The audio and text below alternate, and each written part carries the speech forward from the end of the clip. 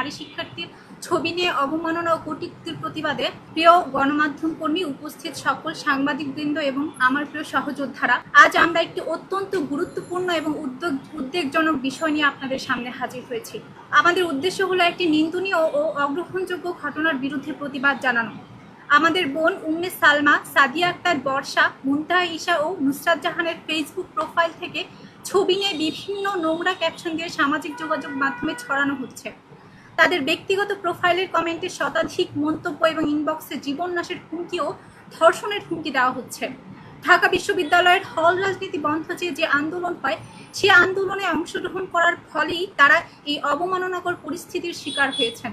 Extreme মশার coil plant fibre দিয়ে তৈরি, তাই সহজে ভাঙে না, সুগন্ধিযুক্ত ও নিরবিচ্ছিন্নভাবে জ্বলে। ডেঙ্গু, চিকুনগুনিয়া বাহি সহ যে কোনো মশার বিরুদ্ধে দেয় এক্সট্রিম সুরক্ষা। ঢাকা বিশ্ববিদ্যালয়ের হলগুলোতে রাজনৈতিক ক্ষমতাধর দল যেভাবে গণরুম, গেস্টরুম ও সিট বাণিজ্য করে, তার থেকে রক্ষার স্বপ্ন নিয়ে আমরা সেই আন্দোলনে সংহতি প্রকাশ করি। কিন্তু এর ফলস্বরূপ আমরা অকথ্য ভাষায় অনলাইন বুলিং, মানসিক অত্যাচার এবং ব্যক্তিগত ছবি ব্যবহার করে হেনস্থার শিকার হয়েছি। এটি শুধু একটি সাধারণ দুর্ব্যবহার নয়, বরং এটি ব্যক্তিগত স্বাধীনতার প্রতি তীব্র আঘাত এবং নারীদের রাজনৈতিক অধিকার হরণ। কেউ রাজনৈতিক সচেতন হলেই তাকে রাজনৈতিক দলের সাথে যুক্ত ট্যাগ দিয়ে কুরুচিপূর্ণ মন্তব্য করা হচ্ছে। আমরা বিশ্বাস করি এই ধরনের আচরণ কোনোভাবেই গ্রহণযোগ্য নয়।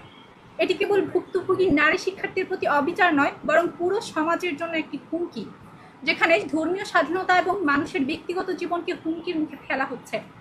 আমরা অ্যাকশন ফর কমিউনিটি ট্রান্সফরমেশনের প্ল্যাটফর্মের পক্ষ থেকে সরকারের কাছে দাবি জানাই, ঢাকা বিশ্ববিদ্যালয়ের নারী শিক্ষার্থী এবং ইসলামিক ছাত্র সংস্থা ছবি নিয়ে এই দুর্ব্যবহারের বিরুদ্ধে যথাযথ তদন্ত এবং শাস্তিমূলক ব্যবস্থা গ্রহণ করা হোক।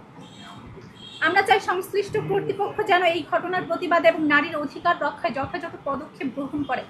একই সাথে যারা ইসলামিক জীবনযাপনে অভ্যস্ত, তাদের সবাইকে ট্যাগ দিয়ে বুলিংকে জায়েজ করা না হয়। যারা সংস্থার সাথে জড়িত, তারাও যেন রাজনৈতিক প্রতিহিংসার শিকার না হন। আর এমন ঘটনা হলে শুধু ক্ষমা চেয়ে বিজ্ঞপ্তির মধ্যে সীমাবদ্ধ না থেকে কর্তৃপক্ষ যেন শাস্তি নিশ্চিত করেন, এ দাবি থাকলো।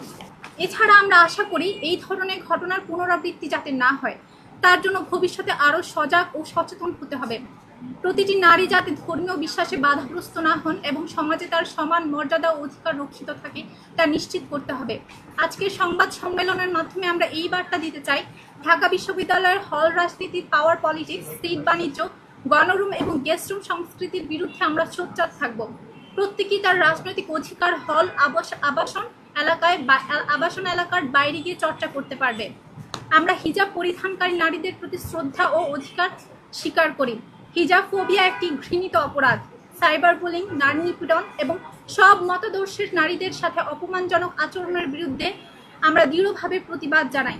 নারীর মৌলিক অধিকার, রাজনৈতিক অধিকার ও সামাজিক অধিকার রক্ষায় আমরা একত্রিত এবং সোচ্চার। আমরা আবারও সরকারের কাছে দাবি জানাচ্ছি, এইসব নারীদের সাইবার বুলিং ও অবমাননার ঘটনার পূর্ণাঙ্গ তদন্ত করে দায়ী ব্যক্তিদের বিরুদ্ধে আইনগত ব্যবস্থা নেওয়া হোক এবং ভবিষ্যতে এমন ঘটনা প্রতিরোধে কার্যকর ব্যবস্থা নেওয়া হোক।